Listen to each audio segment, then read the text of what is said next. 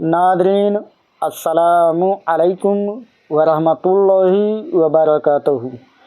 मैं मोहम्मद अब्दुल हकीम नक्शबंदी आपके खिदमत में हाजिर हूँ। नादरीन, आज आप सुनेंगे हज़रत मारूफ करखी रहमतुल्लाह ताला अलैहि की ज़िंदगी की हालात और मनाक़िब। आप ये भी समाअत फरमाएंगे कि बदकिरदार इंसान पर जो शरीयत के ख़िलाफ़ काम करता है मगर उसके ऊपर निगाहे वली पड़ जाता है, आपका करम हो जाता है, तो इंसान कैसे बदल जाता है, वो किस तरह ताइब हो जाता है। तो आइए समाअत फरमाएं।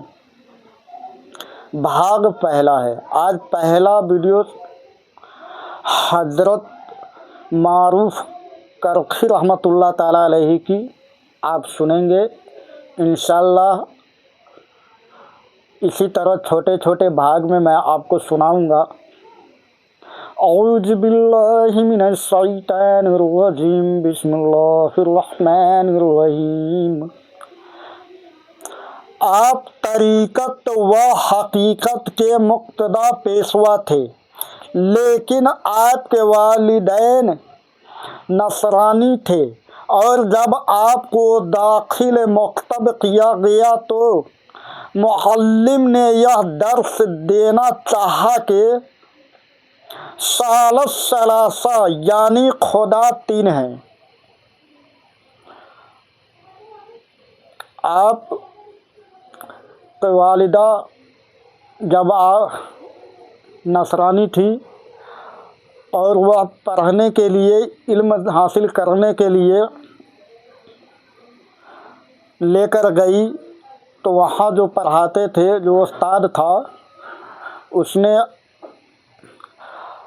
आपसे कहा सलासा पढ़ो। सलासा यानी कहो खुदा एक है, माफ़ कीजिएगा, पढ़ो खुदा तीन है।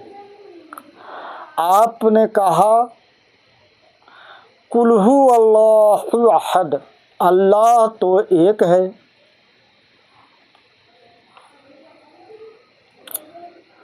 और जदो खौफ के करने के बावजूद भी आपने खुदा को तीन नहीं कहा, यानी कि आपको परेशान किया, टॉर्चर भी किया, मगर आपने खुदा को तीन नहीं कहा। और वहाँ से फरार होकर हज़रत अली बिन मूसा रज़ा की खिदमत में हाजिर होकर मुशर्रफ़ इस्लाम हुए, और उन्हीं से बैयत हासिल कर ली। यानी कि मकतब में जो पढ़ाने वाला था आपको परेशान किया, ज़बरदस्ती पढ़ाने की कोशिश किया, पर आपने खुदा को तीन नहीं कहा और वहाँ से फ़रार हो गए। और फ़रार हो जाने के बाद हज़रत अली बिन मूसा रज़ा की खिदमत में हाजिर होकर इस्लाम कबूल किया और उन्हीं से बैयत भी हासिल की। लेकिन फ़रार होने के बाद वालिदैन को ख्याल आया कि वह किसी मज़हब पर भी रहता, लेकिन काश हमारे पास रहता। उनके वालिदैन अफसोस करने लगी कि काश मेरा बेटा, चाहे वो किसी मज़हब को मानता, किसी मज़हब पर भी कायम रहता, मगर वो मेरे पास होता। ये वालिदैन को औलाद से मोहब्बत है, जो कि हर इंसान की फितरत है। फिर कुछ अरसा के बाद आप घर लौटे तो आपके अहवाल से मुतासिर होकर वालिदैन भी मुसलमान हो गई, और बहुत अरसा हज़रत दाऊद ताई के खिदमत में रहकर फैज़ बातनी से सैराब होते रहे। हज़रत मोहम्मद बिन तौसी से रवायत है कि एक मर्तबा मैंने एक निशान देखकर पूछा कि कल तक तो यह निशान आपके नहीं था, फिर आज कैसे हो गया? फरमाया कि रात को हालत नमाज में मुझे मक्का मुअज़्ज़मा पहुँचने का तसव्वुर आ गया और वहाँ पहुँचकर तवाफ़ काबा के बाद जब चाहा जमजम पर पहुँचा तो मेरा पाँव फिसल गया और यह उसी का निशान है। एक मर्तबा कुरान व मुसल्ला मस्जिद में छोड़कर आप दरिया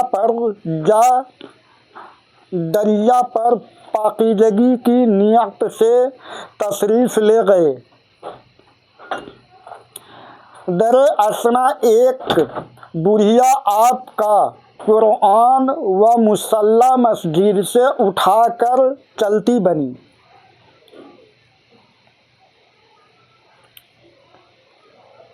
और जब रास्ता में आपसे मुलाकात हुई तो आपने गर्दन झुकाए हुए बुढ़िया से फरमाया कि क्या तुम्हारा कोई बच्चा कुरान पढ़ता है? और बुढ़िया ने जब नफ़ी में यानी कि मना कर दिया, नहीं में जवाब दिया तो फरमाया कि मेरा कुरान तो वापस कर दो, अलबत्ता मुसल्ला मैं तुम्हें दे देता हूँ। चुनांचे वह बुढ़िया आपके इल्म से इस दर्जा मुतासिर हुई कि दोनों चीज़ें आपको वापस कर दी। आप कुछ लोगों के हमरा जा रहे थे कि रास्ते में एक मजमा रक़्स व सुरूर और मैनूसी में मसरूफ़ मिला। जब आपके हमराहियों ने उनके हक़ में बद्दुआ करने की दरख्वास्त की तो फरमाया कि ऐ अल्लाह, जिस तरह आज तूने इनको बेहतर ऐश दे रखा है, आइंदा उससे भी बेहतरीन ऐश इनको अता करता रह। इस दुआ के साथ ही वह मजमा शराब व रबाब फेंक कर आपके सामने आया और बैयत हासिल करके अफ़आल कबीहा से ताइब हो गया। उसके बाद आपने लोगों को मुखातिब करके फरमाया कि जो शीरनी से मर सकता हो उसको जहर देने से क्या हासिल। तो हजरात, आपने सुना कि एक बुढ़िया का वाक़या भी सुना, आपने एक मजलिस का वाक़या भी सुना कि उस मजलिस में शराब नोशी हो रहा था, गाना बजाना हो रहा था, मगर किसी ने कहा कि इनके लिए दुआ कीजिए कि ये बर्बाद हो जाए, हलाक हो जाए। लेकिन आपने ये दुआ किया कि मौला, जिस तरह ये आज ऐश कर रहा है, इसको सदा इसी ऐश में रख। पर आपकी बातों का असर उन लोगों पर ऐसा हुआ कि वो खुद ही अपना शराब सब फेंक फाक करके और आए और तौबा किया और आपके हाथ पर बैयत हासिल की और मुतासिर हो गया। नादरीन, तो इस अगले वीडियो में इसके आगे मैं सुनाऊंगा इंशाअल्लाह। अस्सलामु अलैकुम वरहमतुल्लाहि वबरकातुहू।